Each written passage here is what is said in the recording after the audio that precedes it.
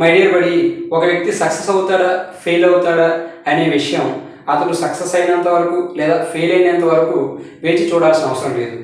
అతని యొక్క అలవాట్లు ఏంటో తెలుసుకుంటే మనం సింపుల్గా అతను సక్సెస్ అవుతాడా ఫెయిల్యూర్ అవుతాడా అనే విషయం మనం ఈజీగా చెప్పచ్చు. అంటే ఇక్కడ అలవాట్లకి అంత ప్రాధాన్యత ఉంది అని దాని అర్థం.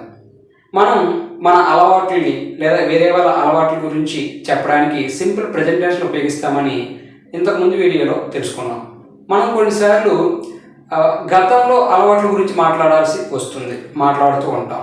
ఈరోజు వీడియోలో గతంలో అలవాట్ల గురించి ఎలా మాట్లాడాలి అనే విషయం గురించి తెలుసుకుంటాం.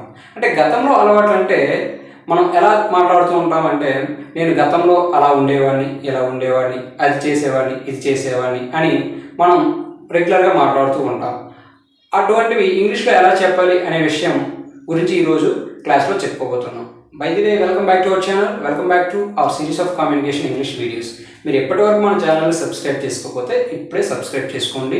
వీడియో చివరి వరకు చూసిన తర్వాత నచ్చితే లైక్ చేయండి, నచ్చకపోతే డిస్లైక్ చేయండి.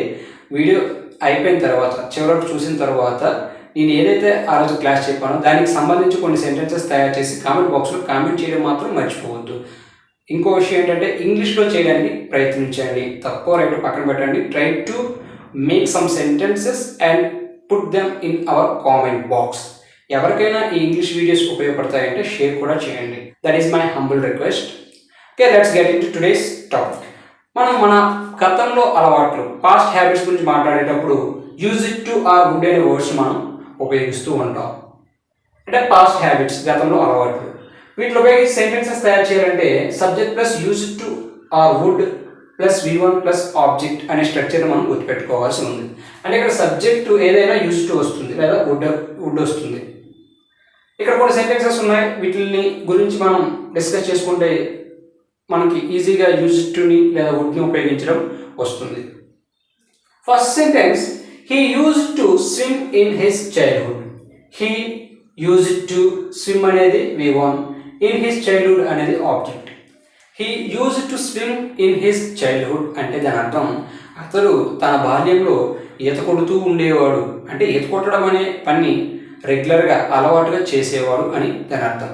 ఇది ఒక positive sentence. He didn't use to swim in his childhood.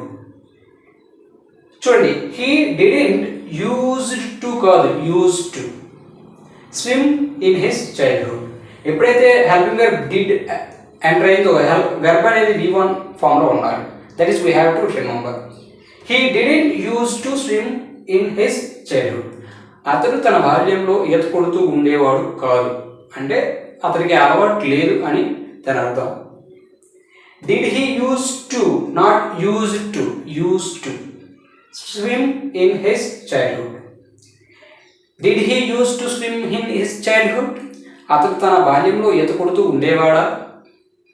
Didn't he use to, not use to swim in his childhood. Didn't he use to swim in his childhood. అతడు తన బాల్యంలో ఈత కొడుతూ ఉండేవాడు కాదా. ఇంకా చూడండి, సమ్ WH ఫార్మ్ సెంటెన్సెస్ కూడా మనం తయారు చేయొచ్చు. ఎలా అంటే, why didn't he use to swim in his childhood. Why didn't he use to swim in his childhood. అతడు తన బాల్యంలో ఎందుకు ఈత కొడుతూ ఉండేవాడు కాదు. ఎందుకంటే అతనికి ఈత రాకపోయి ఉండొచ్చు, లేదా సమ్ అదర్ రీజన్స్ ఉండొచ్చు. That is none of our business. ఇక్కడ ఏంటంటే this is one kind of WH form of sentence. Our business is making sentences. చూడండి, where did he use to swim in his childhood. Where did he use to swim in his childhood. అతడు తన బాల్యంలో ఎక్కడ ఈత కొడుతూ ఉండేవాడు. అంటే చెరువులో ఈత కొడుతుండేవాడా, లేదా బావిలో ఈత కొడుతుండేవాడా, లేదా బకెట్లో ఈత కొడుతుండేవాడా, అంటే ఎక్కడ ఈత కొడుతూ ఉండేవాడు అని మనం తెలుసుకోవాల్సి ఉన్నప్పుడు ఇలా మనం సెంటెన్సెస్ తయారు చేయొచ్చు. ఇంకా చూడండి, వెన్ని ఇక్కడికి తీసుకొస్తే, when did he use to swim in his childhood. When did he use to swim in his childhood. అతను తన బాల్యంలో ఎప్పుడు ఈత కొడుతూ ఉండేవాడు. అంటే తెల్లవారా, రాత్ర, మధ్యాహ్నం. ఇంకా హౌ అనే ఒక WH ఫార్మ్ ఆఫ్ వర్డ్ని ఇక్కడ తీసుకొస్తే, how did he use to swim in his childhood.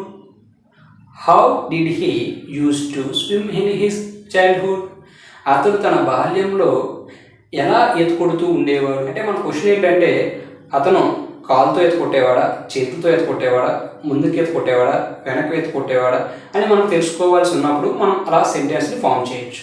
ఇలా మనం డిఫరెంట్ కైండ్స్ ఆఫ్ సెంటెన్సెస్ని మనకి పాజిటివ్ సెంటెన్స్ తయారు చేయడం వస్తే సింపుల్గా మనం చేసుకోవచ్చు. అంటే ఇక్కడ మనం డిడ్ అనే ఒక హెల్పింగ్ వర్బ్ని ఉపయోగించాల్సి ఉంది.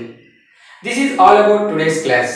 మీరు మీ గతంలో అలవాట్లు, ప్రస్తుతం అలవాట్లు, ఏవైనా మంచి అలవాట్లు ఉంటే కామెంట్ బాక్స్లో కామెంట్ చేయండి. అందులోనూ ఇంగ్లీష్లో కామెంట్ చేయడానికి ప్రయత్నించండి.